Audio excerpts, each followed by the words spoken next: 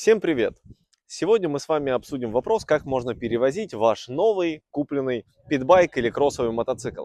Если вы хотите его вот так арестовать, стянуть со всех сторон стяжками, намотав максимальное количество узлов, пожалуйста. Но мы можем сделать по-другому. Мы можем установить специальную ловушку для переднего колеса и притянуть к ней ваш мотоцикл. Он будет устойчиво стоять и никуда не денется ни в одном повороте. Интересно? Ждем вас в мотоцентре Драйв Чехова 61.